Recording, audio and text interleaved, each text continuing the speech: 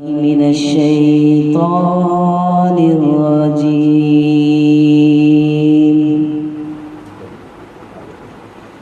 بسم الله الرحمن الرحيم.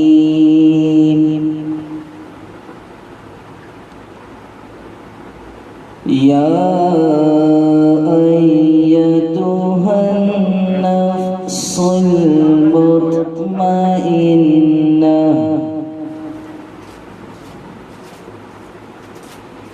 ارجعي إلى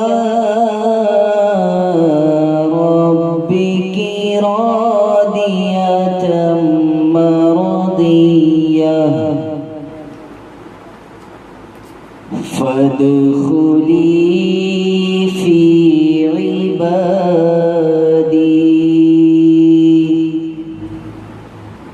وادخلي جنتي.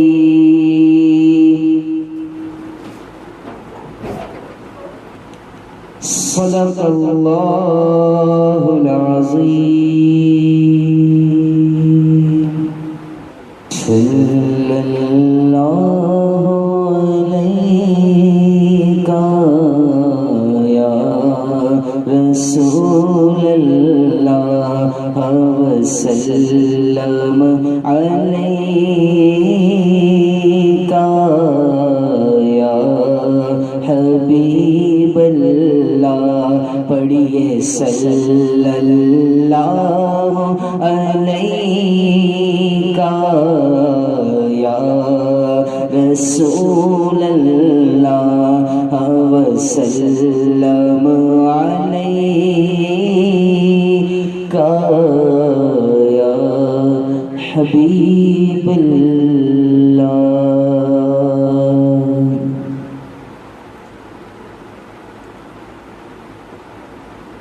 دل سے ہزار بار مدینہ تجھے سلام. دل سے ہزار بار مدینہ تجھے سلام. آقا کا تو دیار مدینہ تجھے سلام. آقا کا تو دیار مدینہ تجھے سلام. لارے بخار دشت مدینہ کے حسن پر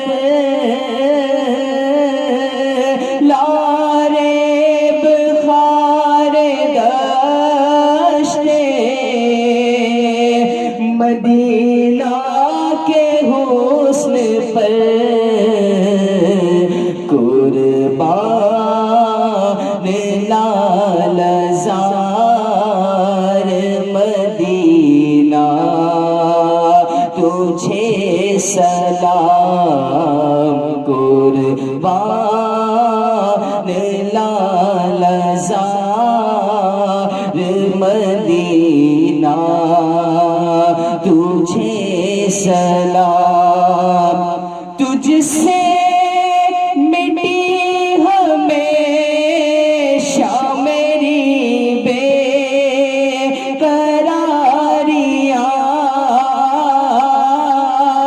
تجھ سے مٹی ہمیشہ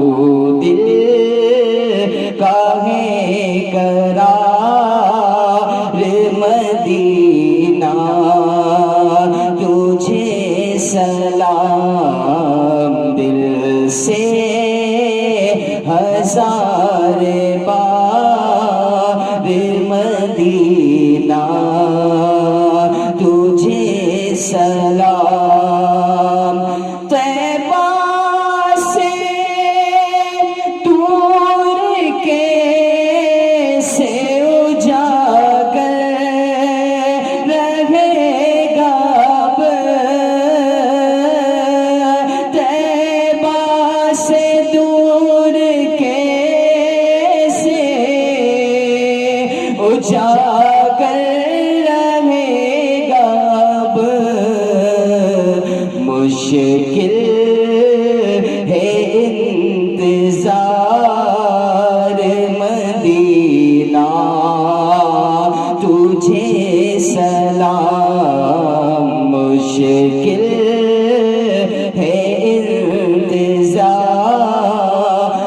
مدینہ تجھے سلام دل سے ہزار بار مدینہ تجھے سلام. الحمدللہ رب العالمین والصلاة والسلام على سید المرسلین اما بعد فاعوذ باللہ من الشیطان الرجیم بسم اللہ الرحمن الرحیم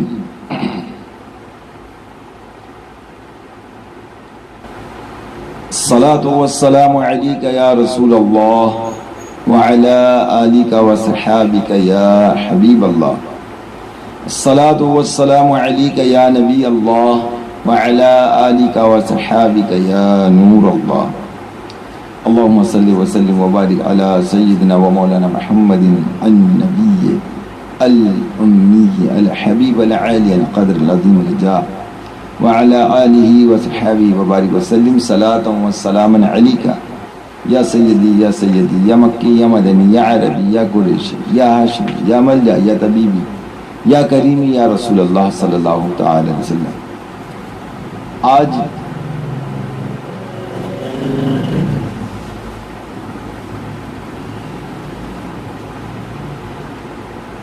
امریکہ میں صفدر بھائی سے میری گفتگو ہو رہی تھی فجر کی نماز کے بعد. انہوں نے ایک بہت ہی پیاری بات ارشاد فرمائی کہ درود پاک پڑھنا رحمتوں کا نزول بھی ہے اور سلام کا جواب بھی ہے. تو پھر وہ حدیث یاد آتی نا کہ جو حضور علیہ السلام میں باکثرت درود پاک پڑھتا اللہ تبارک تعالیٰ اس کے تمام گناہوں کو معاف فرما دے گا, اس کی بخشش و مغفرت فرما دے گا. تو اس پہ میں تھوڑا سا غور کرنے لگا کہ اعلیٰ حضرت رحمت اللہ تعالیٰ علیہ آپ فرماتے ہیں اگر کسی بزرگ سے مجھے دعا چاہیے ہوتی ہے تو میں ان کی بارگاہ میں سلام عرض کر دیتا ہوں. وہ کہتے ہیں وعلیکم السلام, تو ظاہر سلامتی مل گئی اور دونوں جہاں کی سلامتی ہی اصل کامیابی ہے. تو یہ اللہ کے ولی سے جو دعاؤں لی جا رہی ہے سلامتی کی صورت میں, اور جو حضور کی بارگاہ میں سلام عرض کر کے وہاں سے جو سلامتی مل رہی ہے مومنوں کو, درود پاک پڑھنے والوں کو, تو ان کے لیے تو یہ یقیناً بشارت بخشش مغفرت کی. تو ہمیں چاہیے کہ ہم حضور علیہ الصلوۃ والسلام پہ باکثرت درود پاک پڑھا کریں کہ الحمدللہ درود پاک پڑھنا اللہ تبارک تعالیٰ کی رحمتوں کا نزول بھی ہے, اور نزول کے ساتھ ساتھ الحمدللہ جو ہم درود و سلام پڑھتے ہیں, سلام حضور علیہ السلام کی بارگاہ میں عرض کرتے ہیں, تو الحمدللہ اس کا جواب بھی ہمیں وعلیکم السلام ورحمۃ اللہ وبرکاتہ کی صورت میں عطا کیا جاتا ہے. اور کہاں سے عطا کیا جاتا ہے؟ کس زبان مبارک سے عطا کیا جاتا ہے کہ جن کا ہم کلمہ پڑھتے ہیں انہی کی زبان اقدس سے ہمیں سلام جو ہے وہ پیش کیا جاتا ہے, اس کا جواب. اور الحمدللہ اسی کی رحمتیں اور اسی سلامتی والی دعا کے سبب اللہ تبارک و تعالی ہمیں دنیا میں بھی سلامت رکھے گا, قبر میں بھی سلامت رکھے گا, بروز قیامت بھی سلامت رکھے گا, اور سلامتی کے ساتھ ہمیں داخل جنت فرما دے گا. تو ہمیں چاہیے کہ ہم حضور علیہ السلام پہ باکثرت درود و سلام پڑھتے ہیں. اللہم صلی وسلم وبارک علی سیدنا و مولانا محمد النبی الامی الحبیب العالی قدر العظیم الجاہ وعلى آلہ وصحابہ وبارک وسلم صلاۃ و سلام علیک یا سیدی یا سیدی یا مکی یا مدنی یا عربی یا قریشی یا ہاشمی یا ملجا یا طبیبی یا کریمی یا رسول اللہ صلی اللہ تعالی علیہ وآلہ وسلم. اللہ تبارک و تعالیٰ قرآن مجید میں ارشاد فرماتا ہے وَلَا يَحِيقُ الْمَكْرُ السَّيِّئُ إِلَّا بِأَهْلِهِ. ترجمہ کنز الایمان. اور برا داؤ فریب اپنے چلنے والوں پر پڑتا ہے. میرے میٹھے محترم اسلام بھائی، مکر و فریب آج اس وقت بلکہ پوری دنیا میں جو ہے مکر و فریب کے واقعات مختلف انداز میں ہوتے رہتے ہیں، اور لوگ ان مکر و فریب میں پھنستے چلے جاتے ہیں اور اپنے دنیاوی نقصان میں پھنس جاتے ہیں. لوگ وعدہ کرتے ہیں اور پھر وعدہ خلافی کرتے ہیں، اپنے وعدے سے مکر جاتے ہیں. لوگ آپس میں سودا کرتے ہیں، بقایا جات دینے میں ہیل و حجت کرتے ہیں، نہ دینے کی کوشش کرتے ہیں. ادھار لے لیا جائے تو پھر واپس نہیں کرتے، اور اگر واپس کرتے بھی ہیں تو بڑے ہی منہ بگاڑ کے کرتے ہیں. منہ بگاڑ کے کرتے ہیں. یہ نہیں کہتے کہ بھئی تمہارا ہم پر احسان ہو گیا اور تمہارا جو ہے ہمارے وقت میں کام آیا، تم ہمارے وقت میں کام میں آیا. تو ہوتا یہی ہے پیارے سمجھ، جب انسان ادھار لیتا ہے نا تو بڑی ہی عاجزی انکساری کے ساتھ اور بہت ہی مطلب لجاجت کے ساتھ اور بڑی منت اور سماجت کے ساتھ اور اپنی جو مجبوری ہے مزید بڑھا چڑھا کر فی زمانہ. پہلے کے دور کی بات نہیں کرتا، پہلے کا دور تو خوف خدا کا دور ہوا تھا، ابھی تو کوئی خوف خدا کا دور ہی نہیں رہا.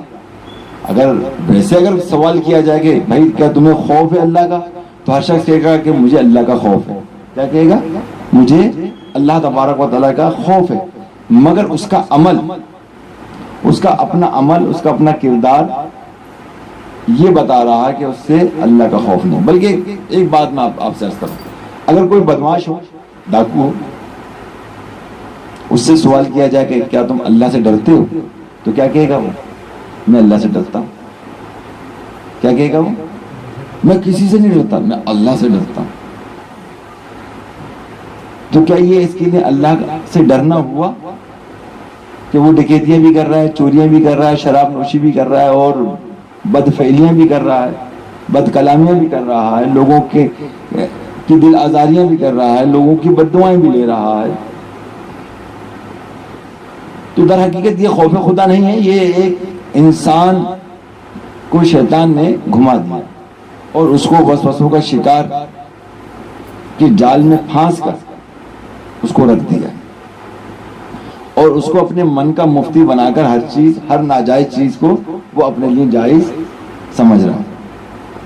تو بہرحال پیارے محترم اسلام بھائی، خوف خدا تو یہی ہے کہ انسان اللہ تبارک و تعالی کی ناپسندیدہ چیزوں سے اجتناب کر لے، کنارہ کشی اختیار کر لے، اور وہ کام ہرگز نہ کرے کہ جس سے اللہ تبارک و تعالی جو ہے خفا ہوتا ہے، ناراض ہوتا ہے. بہرحال تو میں عرض کر رہا تھا کہ جب ادھار چاہیے ہوتا ہے تو ادھار بڑی آسانی سے لے لیا جاتا ہے. جب دینے کا وقت آتا ہے تو، اور حال یہ ہے اس وقت ادھار کا کہ بعض لوگوں کی ادھار لینے کی نیت ہوتی ہے مگر دینے کی نیت نہیں ہوتی. بولو ایسے خوب تنگ کر دیں گے، نہیں ہے، کہاں سے لائیں، کدھر سے لائیں، سامنے کھڑے ہو جائیں، ہوگا بھی پیسہ چلو ایک کے پاس نہیں، ایک بات سمجھ میں آتی ہے، مگر ہیل و حجت اتنی کریں گے اس کو کہ اس سے لیتے وقت تو اس سے بالکل میٹھے بن گئے، اور جب دینے کا وقت آیا تو اس کے لیے وہ کڑوے بن گئے۔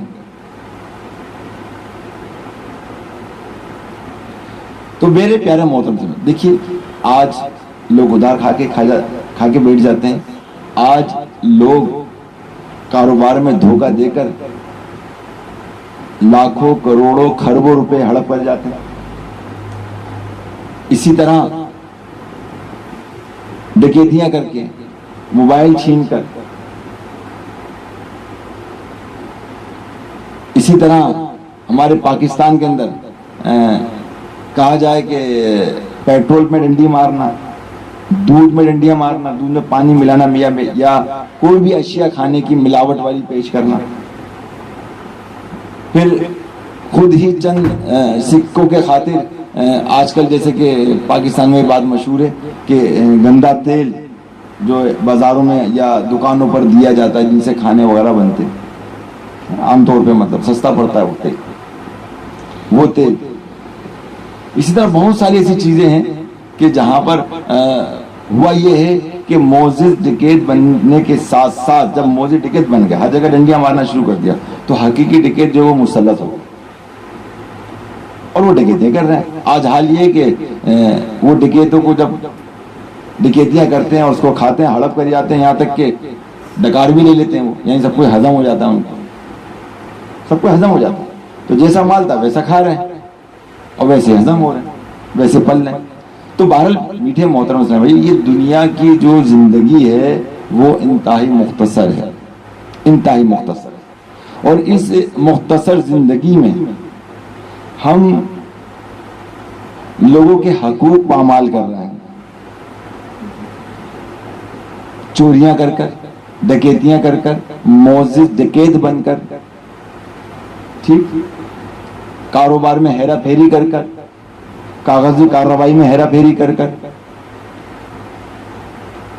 اور وراثت میں بھی ہیرا پھیری کر رہے ہیں کہ آج خون اور اپنا ہی خون وراثت کے معاملے میں ایک دوسرے کا دشمن بن جاتا ہے۔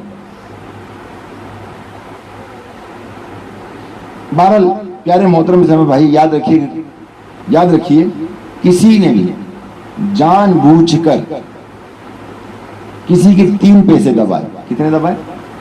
3 پیسے دبائے، کل بروز قیامت اس کو 700 با جماعت نمازیں دینا پڑیں گی۔ کتنی؟ 700 با جماعت نماز، صرف 3 پیسے۔ 3 پیسے کتنے ہوتے ہیں؟ اگر اس وقت کہا جائے 3 پیسے، تو آج یہ دور ایسا ہے کہ لوگ مذاق کرتے ہیں نا، مذاق عام طور پہ ہے نا، بڑے لوگ عجیب مطلب مذاق کرتے ہیں، اور اس طرح سے یہ بعض مذاق کفرے بھی ہوتا ہے، جیسے عام طور پر لوگ کہے جاتے ہیں کہ ہم تو چلو ہمارے اعمال ہم تو دوزخ میں بھی ہوں گے، اور دوزخ میں تو فلاں اداکار بھی ہوگا۔ لوگ جانتے ہیں جو اداکار ہے، جو اداکاریاں کرتے ہیں، فنکاریاں کرتے ہیں، تو ان کی کوئی بخشش ممکن نظر نہیں آتی عام طور پر، تو کہتے ہیں وہ فلاں اداکار بھی جہنم میں ہوگا، تو یہ بھی ہوگا تو وہ بھی ہوگا، ہے نا۔ اس طرح سے لوگ مذاق اڑاتے ہیں، یعنی جہنم کا مذاق اڑانا، اس طرح سے یہ کفر ہے۔ تو پیارے محترم اسلام بھائیوں، اسی طرح انسان نے ایک مذاق اڑاتا ہے، پھر وہ کہے گا، پھر زمانہ کہے گا 700 با جماعت، ارے یہاں تو ایک ٹائم بھی جماعت سے نماز نہیں ہے، صرف جمعہ پڑھ لیتے یہی کافی ہے، ہم کہاں سے دیں گے، ہم تو نہیں دے سکتے، ایسے ہی ہے نا۔ تو لوگ اس طرح کی باتیں سوچتے ہیں، پھر اندر شیطان وسوسہ ڈالتا ہے، مگر یہ مکمل بات یہاں اس طرح سے ہوگی کہ اگر تم نے کسی کے 3 پیسے دبائے اور 700 با جماعت تمہیں اپنی نمازیں دینا پڑیں گی، اگر ہوئی، اور اگر نہیں ہوئی تو کیا ہوگا کہ جو تمہارے حصے کی نیکیاں ہیں وہ لے لی جائیں گی اور اس کو دے دی جائیں گی، ٹھیک، اچھا، اور اس کے جتنے گناہ ہوں گے وہ تمہارے نامہ اعمال میں ڈال دی جائیں گے، اور پھر تمہارے پاس ایک نیکی نہیں رہے گی، اور وہ تمہاری نیکیوں کے سبب جنت میں چلا جائے گا اور تم جہنم میں چلے جاؤ گے۔ دیکھیں، دنیا میں انسان کو رہ کر کس چیز کی ضرورت ہے؟ پیسے کی ضرورت ہے، مال و دولت کی ضرورت ہے، عزت کی ضرورت ہے، عالیشان گھر کی ضرورت ہے، عالیشان سواری کی ضرورت ہے دنیا میں رہ کر، جو کہ مشکل سے 60 سالہ زندگی ہے میکسیمم، اس امت کی 60 سالہ زندگی ہے۔ اس 60 سالہ زندگی کے لیے ہمیں یہ تمام آرائشیں چاہیے، اور یہ تمام آرائش سوائے دولت کے علاوہ حاصل ہوتی ہی نہیں دنیا میں۔ تو دنیا میں جو ہے وہ دولت کی قدر کی جاتی ہے کہ دولت ہوگی، مال ہوگا تو یہاں دولت پھینکیں گے، وہ ہر چیز دنیا کی ہر اشیاء ہم خرید لیں گے اپنے آرام کے لیے۔ تو جس طرح دنیا میں رہ کر ہمیں پیسے کی ضرورت پڑتی ہے،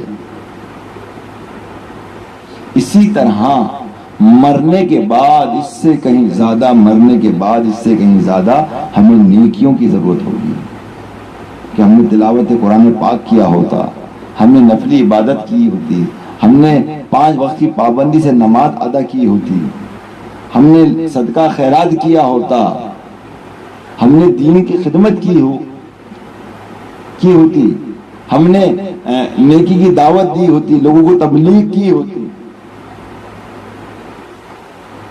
تو یہ وہ نیکیاں ہیں کہ جو اس کے لیے سامان آخرت ہے۔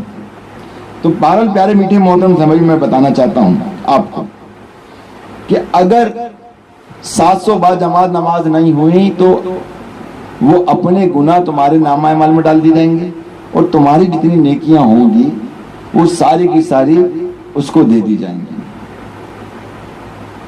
اور تم نیکیوں سے خالی ہو جاؤ گے۔ تو لہذا انسان کو چاہیے کہ وہ خفیہ بددعا سے بچے۔ کس سے بچے؟ خفیہ بددعا۔ یہ خفیہ جو بددعا ہے نا، یہ اس پہ آپ غور کیجئے۔ ایسی خفیہ بددعا، اب خفیہ بددعا میں کیا کیا چیزیں آتی ہیں؟ دیکھیے، کسی کا قرض لیا، دبا لیا، کسی کو کاروبار میں نقصان دیا جان بوجھ کر اور اس کا پیسہ دبا لیا، اور پھر اسی طرح مطلب جو،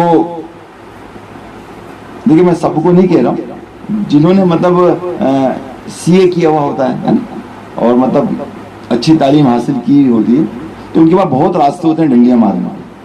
ایک عام آدمی جو نا مطلب وہ ان کو پکڑ نہیں سکتا، یا انہی کا لیول کا بندہ ہوگا نا تو وہ ان کو پکڑے گا کہ آپ یہ غلطی کر رہے ہیں، آپ یہ غلطی کر۔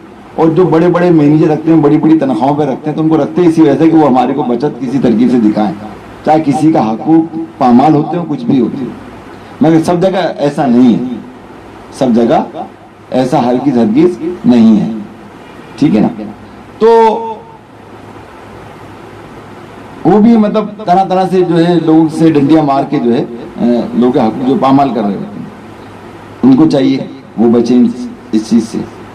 اچھا، دوسری خفیہ بددعا، جو لوگ کسی کو قتل کر دیتے ہیں، اب جو گھر والے ہیں وہ، قبل اس کے ایک روایت میں آپ کو سناتا ہوں، جو بات میں کہنا چاہ رہا ہوں، جس کی تمہید میں نے باندھی ہے، ذرا غور کیجئے گا کہ روایت میں آتا ہے کہ اللہ تبارک و تعالی ارشاد فرماتا ہے کہ دل جو ہے، دل مومن کا دل ہے، کافر کا دل نہیں، مومن کا دل کے بارے میں اللہ تعالی ارشاد فرماتا ہے کہ اے مومنو، اے مسلمانوں، اے مومنو، جنت تمہارا گھر ہے۔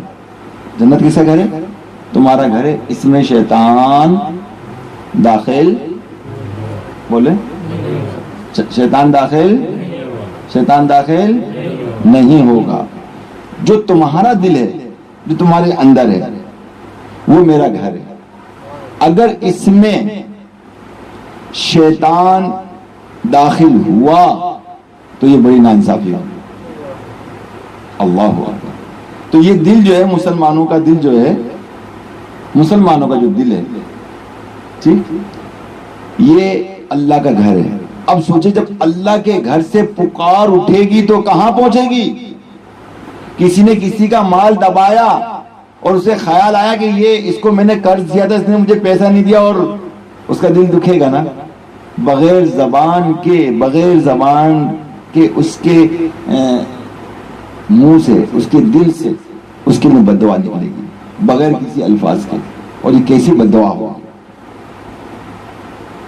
ایک اور روایت مجھے یاد آ گئی، یہ بات عرض کرتے میں کہ حدیث پاک میں آتا ہے کہ کافر کی آہ سے بچو، کافر کی بھی آہ سے بچو، یعنی اگر کافر سے مقابلہ تو اس کو مار دو، ختم کر دو اگر مقابلہ، ٹھیک ہے، اسے واسطے جہنم کر دو، مگر اس کی آہ سے بچو۔ یا اب ذرا سوچئے کہ حدیث پاک میں آتا ہے کافر کی آہ سے بچو، تو بھائیو مسلمانوں کی آہ کہاں جائے گی؟ کافر تو اللہ کا دشمن، اللہ کے رسول کا دشمن، اللہ کے نبی ارشاد فرما رہے ہیں کہ تم کافر کی آہ سے بچو۔ یہاں تو آج مسلمان کی آہ لے رہا ہے، اس کے حقوق پامال کر رہا ہے، اور فی زمانہ ہر بندہ دنیا کا مال کو لوٹنے میں لگا ہوا ہے، لوٹ رہا ہے، بس لوٹنا ہے مال، کسی بھی صورت میں لوٹنا ہے، کسی بھی حوالے سے لوٹنا ہے۔ اور اگر جب مال کسی کا لوٹتا ہے اور اس کو پتہ لگتا ہے کہ میرا مال لوٹ رہا ہے، تو کیا اس کا دل خوش ہوگا اس بات سے؟ بتائیے، کبھی خوش نہیں ہوگا اس کا دل، اس کا دل رنجیدہ ہوگا، غمگین ہوگا۔ یہ دل اللہ کا گھر ہے، اور اللہ کے گھر سے پکار نکل رہی ہے، اور جب نکلتی ہے تو ایسے ایسے واقعات ہوتے ہیں پیارے بھائی، لوگوں کو حیران اور شجدر میں ڈال دیا۔ آپ کو ایک واقعہ کراچی کا سناتا ہوں، کراچی کا ایک واقعہ آپ کو میں سناتا ہوں۔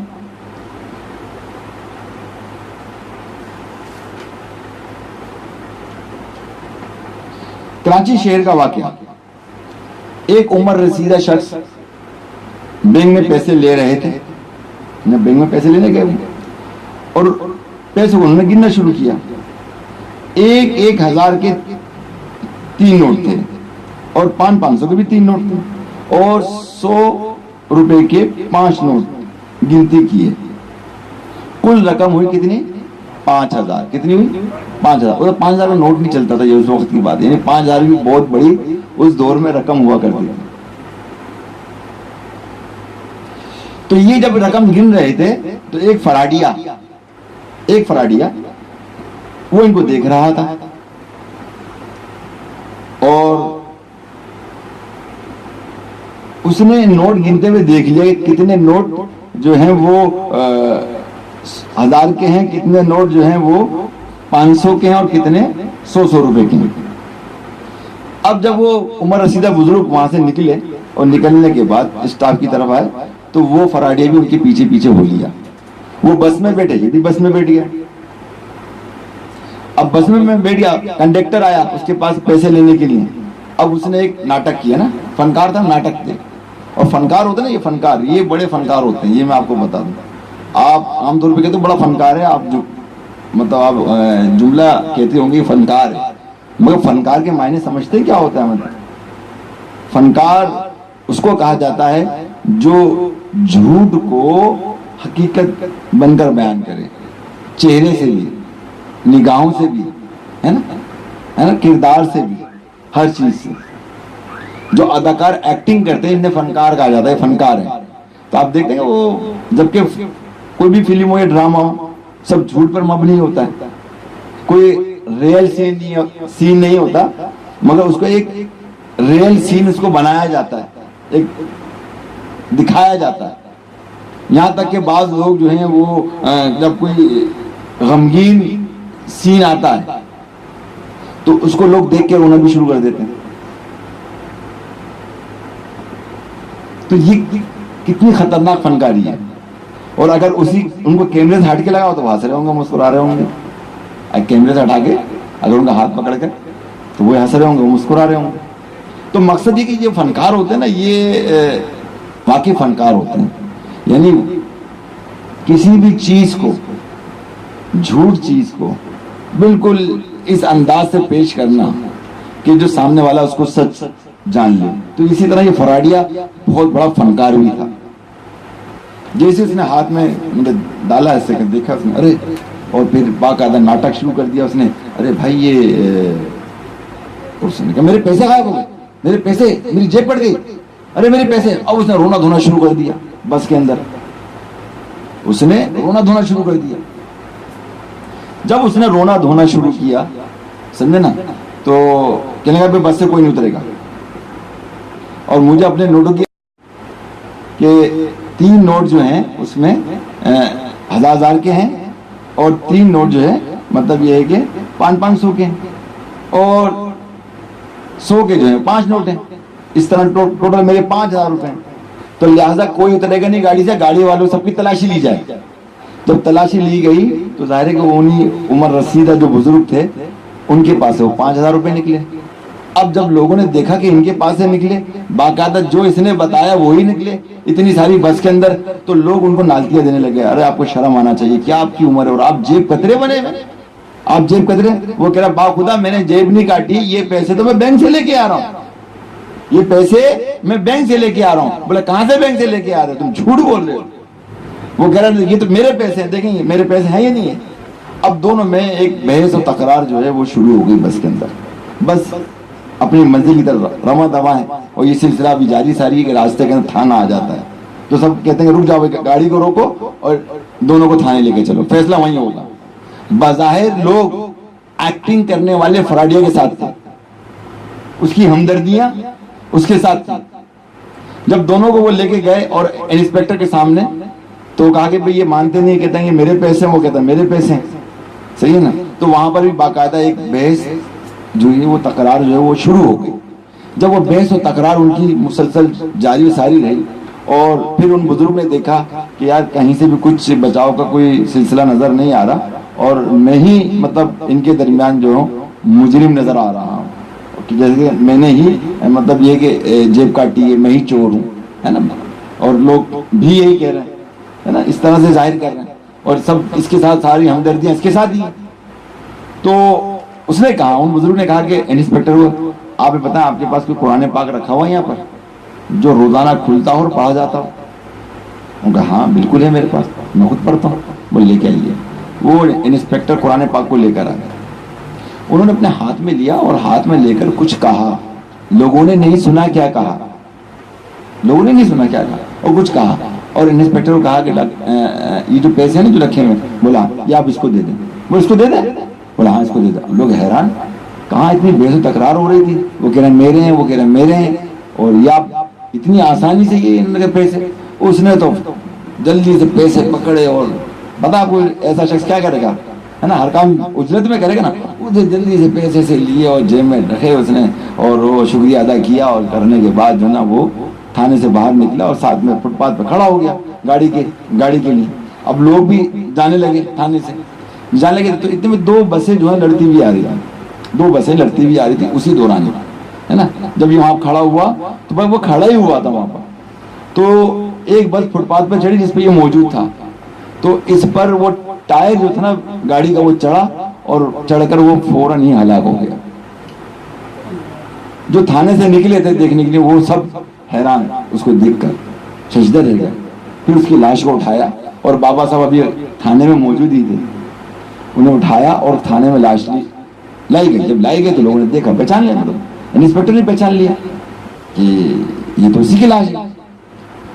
تو انسپیکٹر نے کہا حضرت کیا بابا صاحب آپ نے کوئی بد دعا دے دی اس کو کیا؟ کہا کہ نہیں میں نے کوئی بد دعا نہیں دی اس کو. تو پھر آپ نے قرآن پاک پکڑ کے کیا کہا تھا؟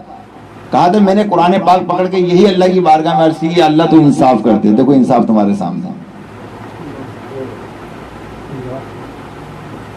دیکھا پیارے سے. تو اگر اب یہ جو کہا انصاف, اب بتائیے ان دونوں کے درمیان ایک بات میں عرض کرتا ہوں, دونوں میں سے کون سچا تھا؟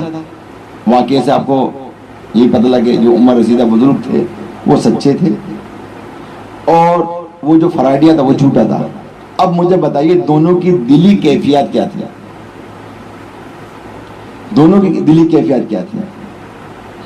ان بزرگ کا دل دکھا ہوا تھا, ٹھیک, اس نے جان کی بازی لگا دی تھی, چاہے کچھ بھی ہو پیسے میرے کو ملنے چاہیے. اور وہ جھوٹا, اس کو یہ بھی معلوم ہے کہ میں جھوٹا ہوں, میں فراڈیا ہوں, میں چور ہوں, چکا ہوں, اسے معلوم ہے. اور ان بزرگ کو یہ معلوم ہے کہ یہ پیسے اس کے نہیں ہیں اور میں با حالت مجبوری اس کو پیسے دے رہا ہوں. اور یہ پکار کہاں سے نکل رہی ہے؟ اللہ کے گھر سے. جب اللہ کے گھر سے پکار نکلتی ہے نا پیارے سائیں بھائیو, یہ پھر بڑے بڑوں کو تہس نہس کر دیتی ہے. میں نے یہ دیکھا پیارے اسلام بھائیوں، میں عرض کر رہا ہوں، صحیح عرض کر رہا ہوں، میں نے یہ دیکھا، میں کلفٹن کے اندر ایک کوٹی میں گیا، ایک کوٹی میں گیا، یہ بھی خفیہ بد دعا کے سبب تھا۔ وہاں میں نے دیکھا سستے کے دور کے اندر، اب تو بہرحال 3000 یا 1000 کی تو کوئی اہمیت ہی نہیں ہے پاکستان کے اندر میں، سستے کے دور کے اندر چھوٹے چھوٹے پودے جو تھے 3-3 ہزار روپے کے لگے، گویا کہ ایک کیاری کے اندر لاکھ روپے کے وہ لگے ہوئے تھے، کیا لگے ہوئے تھے؟ پودے لگے ہوئے تھے کم و بیش۔ گھر میں گیا میں، پوری کوٹی تھی اوپر سے نیچے تک، بہترین مطلب یہ ہے کہ کیا کہنا چاہیے، پردے، اور بہترین ایک جیسے کہ مطلب کیا کہا جائے جو دیکھا جاتا ہے عام طور پہ تصورات میں بھی دیکھا جاتا ہے، لوگ ظاہر ایک وقت ہے فلمیں ڈراموں کا حساب کتاب، تو اس میں بھی بڑے بڑے بنگلے دیکھے ہیں مطلب، ہے نا؟ تو اس طرح سے باقاعدہ پورا وہ ایک کوٹی تھی، بنگلہ بھی نہیں کوٹی تھی وہ، تو یہاں میں گیا اور بڑے مطلب صاف ستھرے لباس پہنے ہوئے، اچھے لباس پہنے ہوئے، اتنے بڑے گھر میں رہ رہے ہیں، کتنے بڑے؟ اتنے بڑے گھر میں رہ رہے ہیں، ایک ٹائم کا کھانا بھی نہیں تھا ان کے پاس، ایک ٹائم کا کھانا بھی نہیں تھا، کسی کے آگے وہ ہاتھ بھی نہیں پھیلا سکتے تھے کہ ہمیں کچھ کھانے کے لیے دیں، تو لوگوں کو پتہ لگ جائے کہ ہماری حالت کیا ہوگی۔ اب بتائیے، پھر انہوں نے مجھ سے کہا کہ ہمارا جو پاؤں تھا نا وہ آسمان پہ تھا، ہم لوگوں کو جھاڑ دیا کرتے تھے، جھڑ دیا کرتے تھے، ہمارے پاس لوگ آتے تھے کام کے لیے، ہمارے پاس فرصت نہیں ملتی تھی، تو جو اس طرح لوگوں کو، غریبوں کو جھڑک دیتے ہیں، اگر کسی کی آہ نکلتی ہے نا تو یہ خفیہ بد دعا ہے۔ کیا ہے یہ؟ خفیہ بد دعا ہے۔ تو اس لیے انسان کو چاہیے کہ وہ اس خفیہ بد دعا سے بچے، اور اللہ تبارک و تعالیٰ نے ارشاد فرمایا نا، جیسے کہ میں نے ابھی آپ کو آیت سنائی تھی، وَلَا يَحِقُّ الْمَكْرُ السَّيِّئُ إِلَّا بِأَهْلِهِ، کہ ترجمہ کنز ایمان، اور برا داؤ فریب اپنے چلنے والوں پر ہی پڑتا ہے۔ تو جیسے اس پہ پڑھا، اس نے جو فرائیڈے نے کیا تھا، اسی طرح اور پڑھتا رہتا ہے۔ جیسے کہ ایک بات مجھے یاد آ رہا ہے کہ 2 بھائی تھے اور ان کے والد کا انتقال ہو گیا، وراثت میں حصہ کرنا تھا۔ کیا کرنا تھا؟ وراثت میں۔ اب وراثت کا حصہ ہو رہا ہے، آدھا تمہارا آدھا میرا، 2 بھائی تھے اور کوئی تھا ہی نہیں، تو ظاہر آدھے آدھا ہوگا، ٹھیک ہے نا؟ اور وراثت کے معاملے میں عرض کرتا چلوں کہ اس کے جو مسائل ہیں نا وہ افراد کی وجہ سے اور کبھی مال کی وجہ سے، ہے نا، جو مال ہے یا جو مطلب گھر ہے، مطلب وہ اس سے تبدیل ہوتے ہیں، تو یہ آپ اور ہم مطلب اس کا فیصلہ نہیں کر سکتے، ایک عام آدمی نہیں کر سکتا۔ کبھی بھی وراثت کا مسئلہ ہو تو پیارے محترم اسلام بھائیو، مفتی صاحب سے رجوع کیا جائے، ان کو بلایا جائے اور ان کو عزت دی جائے، اور ان کے سامنے سارا کچھ رکھا جائے، پھر وہ شرعی طور پہ اس کا فیصلہ کریں گے کہ بھئی کس کے حصے میں کیا آیا، کس کے حصے میں کیا نہیں آیا، جو وہ بتاتے جائیں وہ لیتے جائیں، ٹھیک ہے؟ تو بہرحال وہ 2 بھائی تھے، جب 2 بھائی تھے تو ایک چھوٹا ایک بڑا، اب وہ مال آدھا آدھا ہو رہا ہے۔ کیا ہو رہا ہے؟ مال آدھا آدھا آدھا۔ اب ان کے درمیان منہ مبارک بھی تھے، حضور علیہ الصلوۃ والسلام، تو بڑے بھائی نے کہا کہ ایسا کرو، تم منہ مبارک کو بھی کاٹو، آدھا تم دو آدھا میرے کو دو۔ بولا خبردار، میں کبھی ایسا نہیں کروں گا۔ چھوٹے بھائی نے کہا میں کبھی ایسا نہیں کروں گا۔ بولا اگر تم اتنے بڑے عاشق بنتے ہو نا تو ایسا کرو، منہ مبارک آپ رکھ لو، سارا مال میرے کو دے دو۔ کیا کہا؟ سارا مال میرے کو دے دو۔ اب وہ شخص جو عاشق رسول بھی تھا، عاشق رسول بھی تھا، تو اس نے کہا ٹھیک ہے، تم مال سارا لے لو، منہ مبارک مجھے دے دو۔ اس شخص نے حضور علیہ السلام کی منہ مبارک رکھ لی، چھوٹے بھائی نے اور بڑے بھائی نے پورا جو مال و دولت تھا وہ سارا کا سارا اس نے لے لیا اور اس نے دے دیا۔ اللہ تبارک و تعالی نے بڑے بھائی کے مال میں اتنا نقصان کیا کہ آہستہ آہستہ وہ بالکل خلاش ہو گیا، اور یہ شخص کو اللہ تبارک و تعالی نے اتنا نوازا کہ یہ اس کا مال بڑھتا چلا گیا، اس کا مال بڑھتا چلا گیا، یہاں تک کہ مطلب اچھا اس کا ایک طریقہ ہوتا تھا کہ منہ مبارک کو سامنے رکھتا تھا اور حضور علیہ السلام کی بارگاہ میں بڑے ذوق اور شوق کے ساتھ درود و سلام پڑھا کرتا تھا، اور باقاعدہ جو منہ مبارک جو بالکل آرام فرماتے تھے وہ باقاعدہ جو ہے نا وہ وجدانہ کیفیت میں آ جایا کرتا، یعنی اتنا اس میں پڑھنے کا جو نا مطلب ذوق تھا مطلب۔ اور جب اس کا انتقال ہوا تو لوگ اس کے مزار پہ جا کر فیضیاب ہونے لگ گئے، لوگوں کو نہیں پتا تھا مگر اللہ تبارک و تعالیٰ نے مطلب یہ کہ اس کے مزار سے لوگوں کی دعاؤں کو قبول کرنا شروع کر دیا اور اس کو مقبول فرما دیا. تو دیکھا پیارے محترم اسلام بھائی, تو لہذا بندہ جو ہے نا وہ خود ہی کیا کہنا چاہیے کہ وہ جب اس طرح سے کرتا ہے تو وہ اپنے داؤں میں خود ہی گرفتار ہو جاتا ہے, اور اللہ تبارک و تعالیٰ کی رسی جب کھنچتی ہے تو کھنچتی چلی جاتی ہے. تو انسان کو کہتے ہیں نا اللہ سے ڈرنا چاہیے, ڈرتا نہیں ہے بندہ, زبان کی نوک تک تو ڈرنا ہے, زبان کی نوک تک تو ڈرنا ہے, مگر حقیقی ڈرنا نہیں ہے. حقیقی اللہ کرے ہمیں ڈرنا آ جائے, ہمیں خوف آ جائے رب العالمین کا, وہ خوف جو صحابہ کرام میں تھا, وہ امید جو صحابہ کرام میں تھی, وہ خوف جو تابعین میں تھا, وہ امید جو تابعین میں تھی, وہ خوف جو ہمارے اولیاء کرام میں تھا, وہ امید جو ہمارے اولیاء کرام میں تھی, ہمارے اسلام میں تھی, ہمارے مشائخ میں تھی, وہ تمام کیفیت اللہ کرے ہمارے اندر پیدا ہو جائے. کیونکہ خوف اور امید کے درمیان ہی ہم کامیاب ہو سکتے ہیں. یہ بات یاد رکھیں, اللہ تعالیٰ سے اتنا ڈرے کہ اس کی امید سے ہاتھ دھو بیٹھے. تو امام غزالی فرماتے ہیں, کیا فرماتے ہیں, کہ وہ غافل ہے. اب اللہ تعالیٰ کی رحمت کو امید رکھی, امید رکھی, ٹھیک ہے, اور پھر کیا ہوا, بے خوف ہو گئے اللہ سے, تو وہ بھی غافل ہے. تو لہٰذا اللہ تعالیٰ کا خوف اور اللہ کی رحمت پر امید, یہ دونوں چیزیں رکھنا بہت ضروری ہے. یہ دونوں چیزیں رکھنا بہت ضروری ہے, اور اسی میں کامیابی کامرانی ہے. اگر یہ دو چیزیں نہیں ہوئی تو یاد رکھیے کہ بندہ غافل ہے, غفلت میں رہے گا, اس کی گرفت ہو سکتی ہے.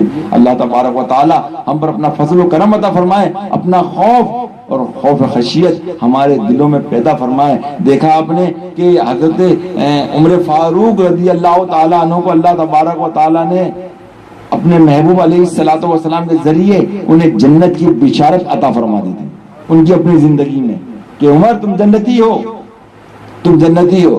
مگر حضرت عمر فاروق رضی اللہ تعالیٰ عنہ کا خوف خدا سے حال کیا ہوا کرتا تھا کہ آپ اس قدر زاروں قطار رویا کرتے تھے کہ رونے کے سبب آپ کی آنکھوں سے جب آنسو ایسے گرتے تھے نا, تو یہ چہرے پہ جو ہے نا, چہرے پہ یہ آنسوں کی نالی بن گئی, آنسو کی نالی. اب بندہ تھا. تو بہرحال پیارے محترم اسلامی بھائیوں, آئیے میں اسی مکر اور فریب کے حوالے سے چند حدیثیں میں آپ تک پہنچانے کی جسارت کرتا ہوں. سنیے, حضرت سیدنا عبداللہ بن مسعود رضی اللہ تعالی عنہ سے مروی ہے کہ رسول اکرم شفیع معظم صلی اللہ تعالی علیہ وآلہ وسلم کا فرمان عبرت نشان ہے کہ جس نے ہم سے دھوکہ کیا وہ ہم میں سے نہیں. یہ بہت مشہور حدیث ہے. اور مکر اور دھوکہ جہنم میں ہے. کیا فرمایا, مکر اور دھوکہ کہاں پر ہے, جہنم میں. جہنم نہیں ہوتا, جہنم میں, ٹھیک ہے. تو جہنم میں, صحیح, اس کا یہی زبر ہے نون پر. تو پیارے محترم مسلمین, یہ حدیث اکثر ہم میڈیا پہ بھی دیکھتے ہیں, سوشل میڈیا پہ بھی. اب تو بہت کچھ مطلب ہم جیسے کو بھی سب کچھ پتہ لگنے لگ گیا, پہلے ہمیں پتہ نہیں لگتا تھا, صحیح ہے. تو جس نے کسی کو دھوکہ دیا وہ ہم میں سے نہیں, ہم میں سے نہیں. اللہ کے نبی نے ارشاد فرمایا ہم میں سے نہیں. اب کس میں سے ہوگا ذرا غور کر لیجیے نہ.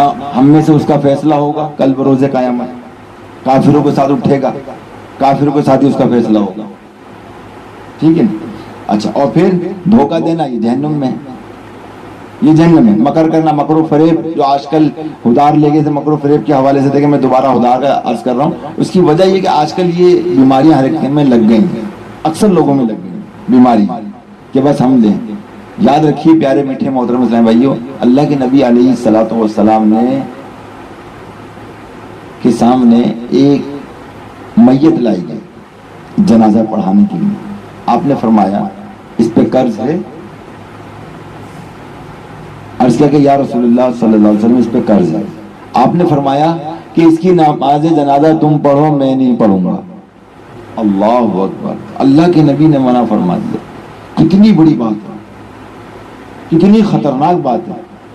آپ رحمت للعالمین ہیں, آپ اپنی امت سے اس قدر محبت اور پیار فرماتے ہیں کہ اگر سوئی بھی چکتی ہے تو آپ کو تکلیف ہوتی ہے. سارے محبت کے تقاضے وہیں پورے ہوتے ہیں. ہمارے پاس تو صرف زبان کی نوک تک ہے سب کچھ, عملی جامہ نہیں ہے ہمارے پاس. میں سیئرس کر رہا ہوں. بہرحال اللہ کے رسول سے ہم سے محبت ہے, یہ ہمارا ایمان کا تقاضا ہے. ہم اللہ رسول سے محبت رکھتے ہیں, ان سے پیار رکھتے ہیں, ان کی آل سے محبت رکھتے ہیں. یہ ہمارا ایمان ہے. اگر ہم ان سے محبت نہیں رکھیں گے, مسلمان تو انڈرسٹوڈ ہے کہ وہ اللہ اور اس کے رسول اور اہل بیت سے محبت رکھتا ہے. میری بات سمجھ, وہ رکھتا ہے جو مسلمان ہے. جو مسلمان نہیں وہ نہیں رکھتا.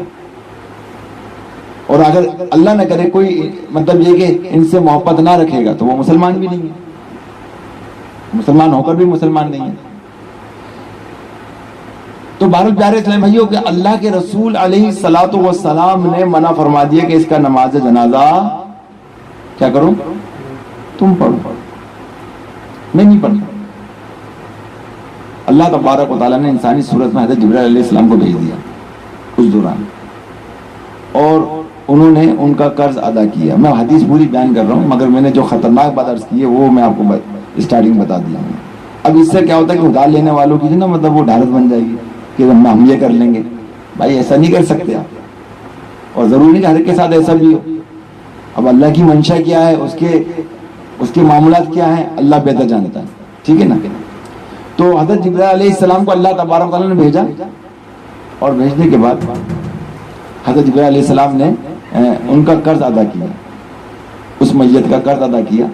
اور قرض ادا کرنے کے بعد عرض کہ یا رسول اللہ صلی اللہ علیہ وسلم اب آپ نماز جنازہ پڑھائیے. اللہ کے نبی نے حضرت جبرائیل علیہ السلام کو پہچان لیا.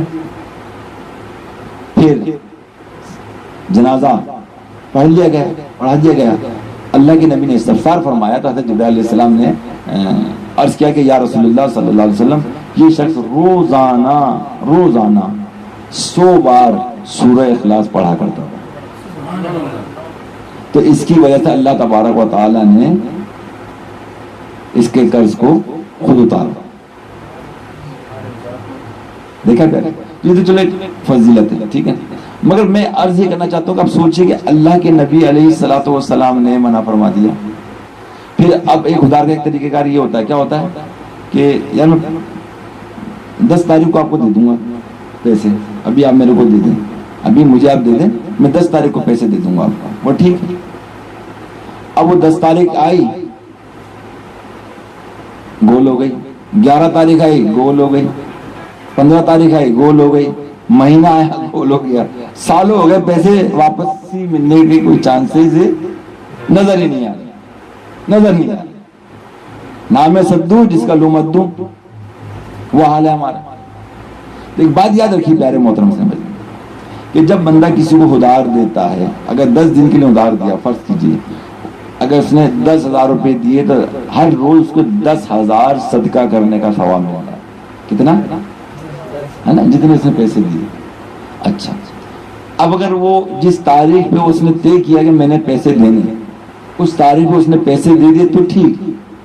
اگر اس تاریخ کے بعد اس نے پیسے نہیں دیے تو اب جو بھی دن گزر رہا ہے اس کا وہ گناہ میں گزر رہا ہے.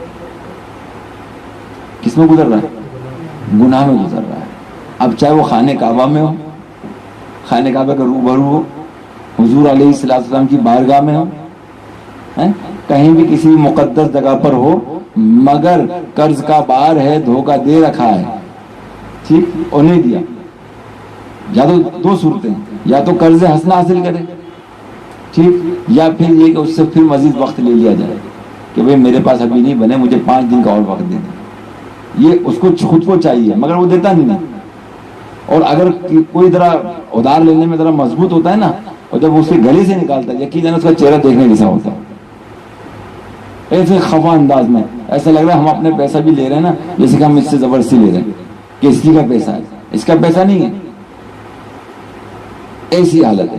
تو اس طرح سے ہم مکر و فریب میں لوگوں کو جو ہے دھوکہ دیتے ہیں. اور حدیث پاک میں آ گیا کہ جو کسی نے کسی کو دھوکہ دیا تو وہ ہم میں سے نہیں, دھوکہ جو ہے وہ جہنم میں سے.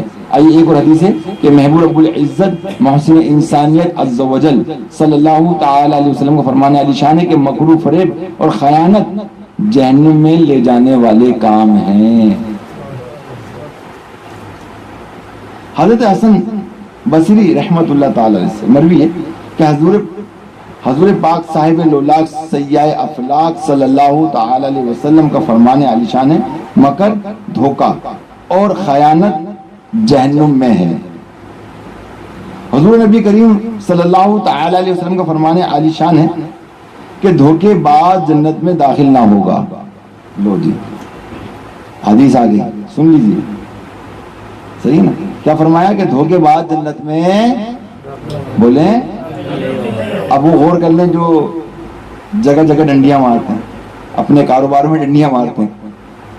بھائی کوئی بھی چیز ہے، ایک فرض کریں جیسے میں دودھ بیچتا ہوں، میں کہتا ہوں پانی والا دودھ بیچ رہا ہوں، بھائی یہ اتنے کا، یہ اتنے کا، یہ پانی والا اور یہ بغیر پانی والا، ٹھیک ہے نا؟ بتا کے دیتے ہیں اور کوئی خرید لیتا اس میں کوئی مذائقہ نہیں ہے، ٹھیک ہے نا؟ اچھا جی ہم یہ آپ سے جو نا مطلب پیسے تو پورے لیں گے مگر یہ چیز ہم آپ کو نہیں دیں گے، اور آپ کا ڈیسائیڈ ہوگی آپس کے اندر تو کوئی مسئلہ نہیں، اوکے جائز ہے، ٹھیک ہے نا؟ اور اگر ڈیسائیڈ نہیں ہو بعد میں پتہ لگا تو پھر آپ نے دھوکہ دیا۔ کیا دیا آپ نے؟ دھوکہ دیا۔ تو لہٰذا دھوکے بعد جو ہے وہ جنت میں داخل نہیں ہوگا۔ کسی کا مال لے کے دبایا وہ جنت میں داخل نہیں ہوگا۔ وراثت کا مال اپنے ہی خون سے دبایا جنت میں داخل نہیں ہوگا۔ ڈکیتیاں کی، موبائل چھینے، لیپ ٹاپ چھینا، گھروں میں گھس کے گھر کا صفایا کیا، راستے میں لوگوں کو لوٹا، دھوکہ دیا، مال دکھایا کچھ، دیا کچھ، پیسے وصول کیے کچھ، ہے نا، ہر طرح سے گھما پھرا کر دھوکہ دیا، تو حدیث پاک ہے کہ دھوکے بعد جنت میں داخل نہیں ہوگا۔ دھوکے بعد جنت میں داخل نہیں ہوگا، اور نہ ہی بخیل اور احسان جتلانے والا بھی جنت میں داخل نہیں ہوگا۔ اب دیکھیے کہ ان لوگوں کو کس طرح سے حدیث میں پکارا گیا۔ میں آپ کو حدیث سناتا ہوں ایک اور، یہ ایک بڑی نصیحت ہے کہ شہنشاہ خوش خصال پیکر حسن و جمال صلی اللہ تعالی علیہ وسلم کا فرمان عالی شان ہے کہ مومن سیدھا سادہ کرم کرنے والا جبکہ فاسق مکار کمینہ ہے۔ اللہ تبارک تعالیٰ منافقین کے بارے میں ارشاد فرماتا ہے ان المنافقین یخادعون اللہ وہو خادعوہم، کہ بے شک منافق لوگ اپنے گمان میں اللہ کو فریب دیا چاہتے ہیں اور وہی انہیں غافل کر کے مارے گا۔ اللہ اکبر، قرآن کیا ارشاد فرما رہا ہے؟ دیکھیں کہ جو لوگ اللہ کو بھی فریب دیتے ہیں، اللہ کو بھی فریب دے رہے ہیں، بندوں کو بھی فریب دے رہے ہیں، تو اللہ تبارک و تعالیٰ انہیں غافل کر کے ہی مارے گا، انہیں غافل کر کے ہی مارے گا۔ آئیے اس حوالے سے میں آپ کو بتاتا چلوں کہ جس طرح وہ اپنے گمان میں، یہ بہت اہم بات ہے، بالکل توجہ سے نکل جائے گی، اور یہ آخری لاسٹ، کہ جس طرح وہ اپنے گمان میں اللہ عز و جل کو دھوکہ دے رہے ہوتے ہیں، تو اس کی مثل قیامت کے دن انہیں بھی اس کی سزا دی جائے گی، اور وہ اس طرح کہ پہلے انہیں ایک نور دیا جائے گا، ایک نور جس طرح کے بقیہ تمام مومنین کو دیا جائے گا۔ جب وہ اسے لے کر پل صراط سے گزرنے لگیں گے تو وہ نور بجھا دیا جائے گا اور وہ تاریکی میں بھٹکتے رہیں گے۔ تو دیکھا کیا کہ جو لوگوں کے ساتھ مکر و فریب کرتے ہیں، اللہ تبارک و تعالیٰ بروز قیامت ان کے ساتھ کس قدر مطلب یہ کہ ان کے ساتھ مکر و فریب کیا جائے گا۔ ان کو نور تو دیا جائے گا مومنوں کے ساتھ، مگر جب پل صراط پر پہنچیں گے تو اس نور کو بجھا دیا جائے گا اور یہ اندھیروں میں ڈوب جائیں گے، اور وہاں کا اندھیرا کتنا خطرناک اندھیرا ہوگا۔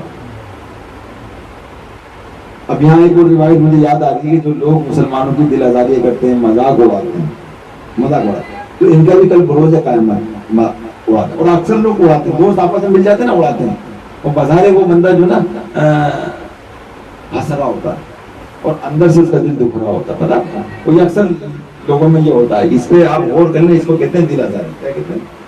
دل آزاری، کسی کی دل آزاری کرنا اتنا سنگین گناہ ہے، اتنا بڑا گناہ ہے کہ اس سے بھی بڑھ کر گناہ کہ اگر کوئی شخص خانہ کعبہ کو نعوذ باللہ مطلب ڈھا دے،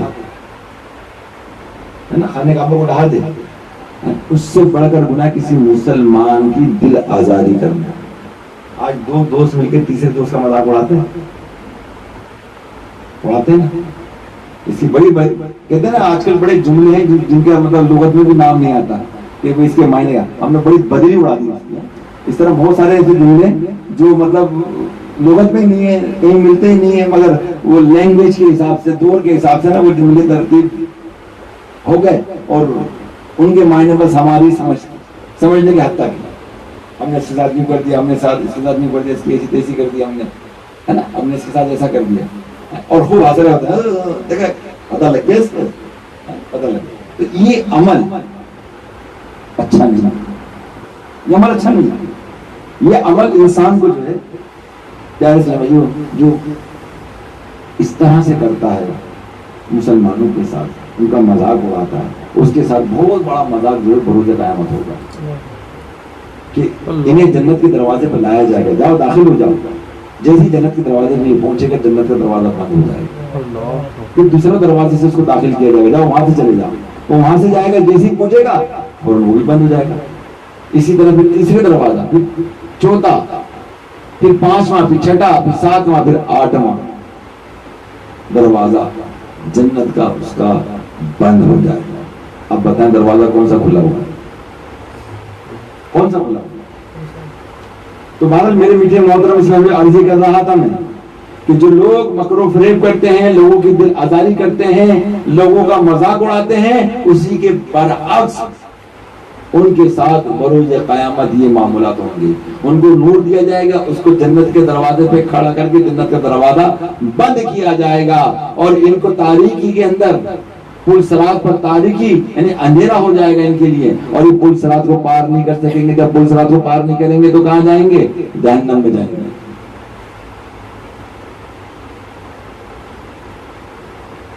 تو میرے میٹھے محترم اسلام بھائی، ہمیں چاہیے کہ ہم خفیہ بددعا سے بچیں۔ جو لوگ مکر و فریب کرتے ہیں، دھوکہ دیتے ہیں مسلمانوں کو، وہ خفیہ بددعا کے مستحق ہوتے ہیں، اور خفیہ بددعا یہ زبان سے زیادہ خطرناک ہے۔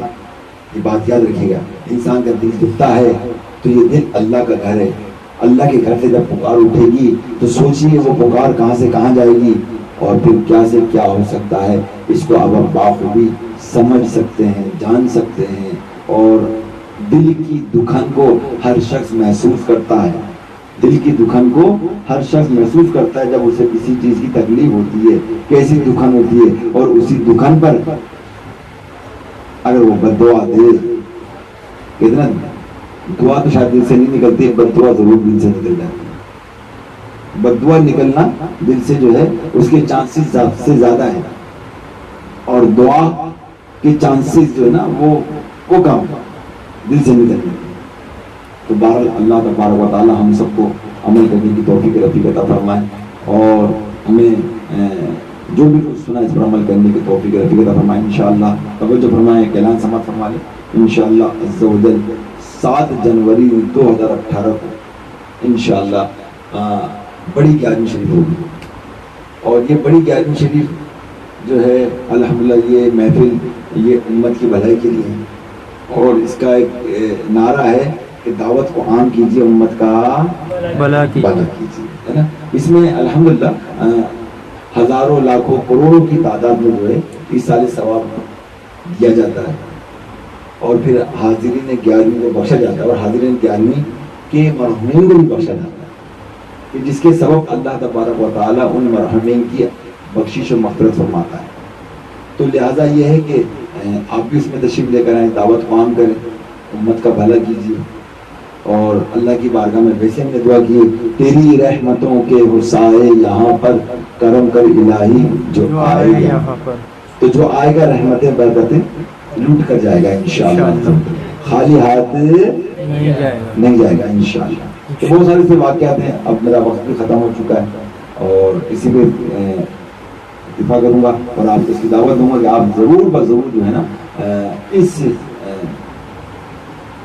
محفل کی نہیں، آپ کے جاننے والے ہوں، پہچاننے والے ہوں، آپ کے کیا کہتے ہیں، آپ دور دراز ہیں، ملک سے باہر ہیں، ٹھیک ہے، آپ کی کراچی میں تو آپ کو ضرور دعوت ہے، لوگ پنجاب سے بھی آئیں گے، لوگ مطلب ملک کے باہر سے بھی لوگ تشریف لائیں گے اس محفل میں، اور حیدرآباد سے بھی آئیں گے، اور حیدرآباد میں انشاءاللہ عز و جل ہم 8 دسمبر کو ایک بہت بڑی محفل کر رہے ہیں، لطیف آباد 8 نمبر پہ، وہ بھی انشاءاللہ ہماری لائیو ٹیلی کاسٹ ہوگی انشاءاللہ حیدرآباد سے دنیا بھر میں انشاءاللہ تعالیٰ اس کو چلائیں گے، اور یہ محفل ہوگی، وہاں ہم ان کو دعوت دینے جا رہے ہیں، تو آپ بھی مطلب یہ کہ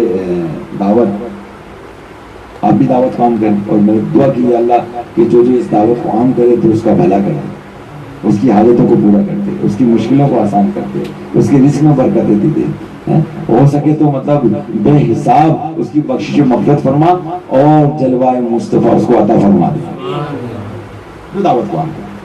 تو یہ میں نے مطلب دعاؤں کا سلسلہ رکھا ہوا ہے اللہ کی بارگاہ میں کہ جو اس کو دعوت کو عام کریں، تو آپ تمام لوگ اس محفل میں تشریف لے کر آئیں، اور 7 جنوری کو بھی 8 دسمبر کو حیدرآباد میں آپ جو حیدرآباد والے وقت موجود ہیں، آن لائن مجھے سن رہے ہیں، تو وہ تیاریوں میں لگ جائیں، ہم انشاءاللہ آپ کے پاس آئیں گے، اور آپ نے بھرپور انداز میں لوگوں کو دعوت دینی ہے، اور انشاءاللہ عصر تا مغرب میں انشاءاللہ ذکر ابدالی جو ہے سخی عبدالوہاب صاحب رحمۃ اللہ تعالیٰ علیہ کے مزار پہ کریں گے انشاءاللہ، ہم نے یہ پڑھنا عصر سے مغرب تک وہاں کریں گے، پھر اس کے بعد مغرب کی نماز ادا کر کے آپ کے محفل میں آ جائیں گے، پھر وہاں انشاءاللہ تبارک و تعالیٰ عشاء کی نماز پڑھنے کے بعد عشاء جو ہے پروگرام شروع کر دیں گے انشاءاللہ عز و جل۔ اللہ تعالیٰ کی بارگاہ میں دعا ہے اللہ تعالیٰ ہم سب کو عمل کرنے کی توفیق رفیق عطا فرمائے۔ تو اب انشاءاللہ تعالیٰ ذکر کر لیتے ہیں، ٹھیک ہے، تمام اچھا بھائی درود شریف پڑھ لیجیے۔ اللهم صل على سيدنا محمد عبدك ورسولك النبي الأمي وعلى آله وصحبه وسلم۔ اللهم صل على سيدنا محمد عبدك ورسولك النبي